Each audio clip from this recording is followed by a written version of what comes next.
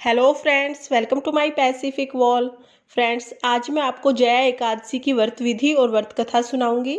जया एकादशी माघ शुक्ल पक्ष की एकादशी का नाम है। माघ शुक्ल पक्ष में जो एकादशी आती है उसको जया एकादशी कहते हैं। तो पूजा करेंगे हम सबसे पहले। पूजा करने के लिए अगर आप चौकी लगाना चाहते हैं तो आप चौकी लगा लें, नहीं तो आप सीधा कथा भी सुन सकते हैं, क्योंकि कथा का भी बहुत महत्व है। यहाँ पर मैंने बाल गोपाल श्री कृष्ण को विराजमान कर लिया है, लड्डू गोपाल जी को। आप विष्णु भगवान की प्रतिमा भी विराजमान कर सकते हैं। यहाँ पर आप फूल चढ़ा देंगे सबसे पहले। उसके बाद हम लड्डू गोपाल जी को टीका लगाएंगे। तो टीका लगाने के लिए हम हल्दी का उपयोग करते हैं इस दिन, क्योंकि विष्णु भगवान को पीला रंग अति प्रिय है। तो 11 के दिन या एकादशी के दिन जब हम पूजा करते हैं तो उसमें पीले रंग का विशेष महत्व होता है। फिर हम खुद को भी टीका लगा लेंगे और जो भी कथा सुन रहा है उन सबको हम टीका लगा देंगे। उसके बाद क्योंकि माघ मास चला हुआ है और इस माघ मास में तिल का बहुत महत्व होता है, तो यहाँ पर मैं तिल के लड्डू का भोग लगाऊंगी।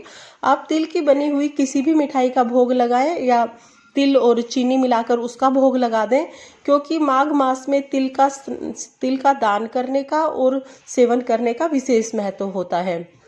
तो हम ठाकुर जी को तिल का भोग लगा देंगे।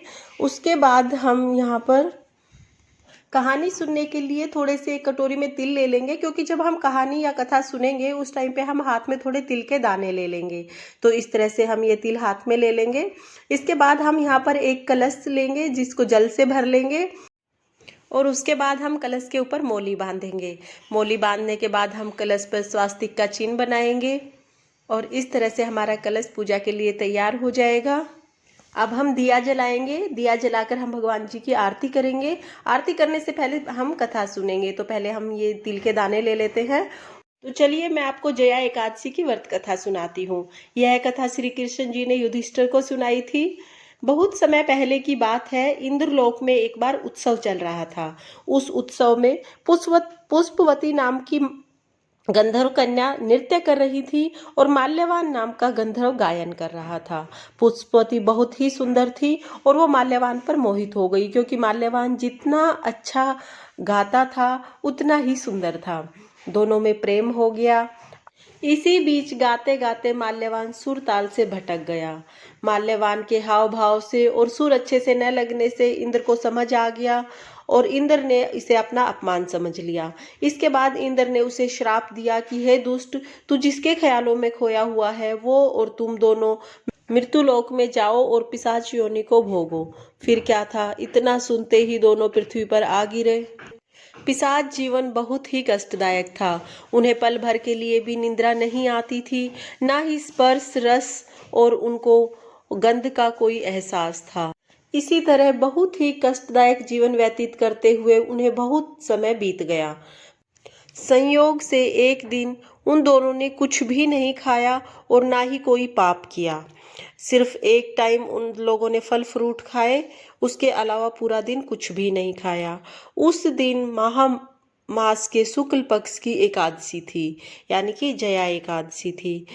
जाने अनजाने ही सही दोनों से जया एकादशी का व्रत हो गया और रात को भी दोनों एक पीपल के पेड़ के नीचे बैठ गए और भगवान को याद करते रहे कि पता नहीं हमने पिछले जन्म में कौन से पाप किए थे जिस कारण हमें इतनी कष्टदायक योनि मिली है। इस तरह से सर्दी का टाइम था, ठंड बहुत ज़्यादा थी और इस तरह से पश्चाताप और श्री हरि का नाम लेते हुए उन दोनों ने अपने शरीर को त्याग दिया। दोनों ने जया एकादशी का उपवास किया था और श्री हरि को याद करते हुए पूरी रात का जागरण किया था। इसलिए अगले दिन दोनों ही मृत्यु के बाद एक बहुत ही सुंदर शरीर को प्राप्त हुए और स्वर्गलोक को चले गए। इंद्र देवता ने उन दोनों को इतने सुंदर शरीर में देखकर आश्चर्यचकित होकर उनसे पूछा कि तुम्हें अपनी पिशाच योनि से मुक्ति कैसे मिली।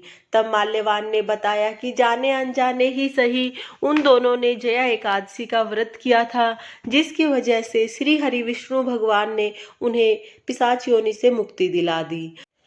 तब इंद्रदेव ने उन्हें कहा कि जो लोग विष्णु के भक्त हैं वो हम सब के लिए वंदनीय हैं, इसलिए आप हजारों हजारों साल तक स्वर्गलोक में वास करो।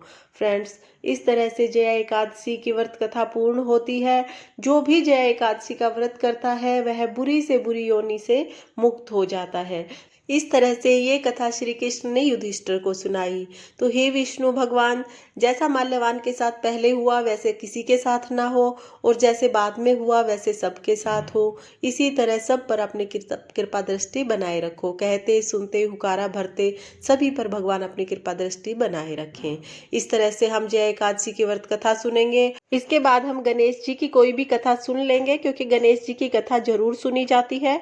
इसके बाद जो हमने जल का कलश लिया था वो हम सूर्य देव को अर्घ दे देंगे, और इस तरह से हमारी पूजा विधि पूर्ण हो जाएगी। तो फ्रेंड्स, अगर आपको वीडियो पसंद आया हो तो वीडियो को लाइक करें और मेरे चैनल को सब्सक्राइब कर लें।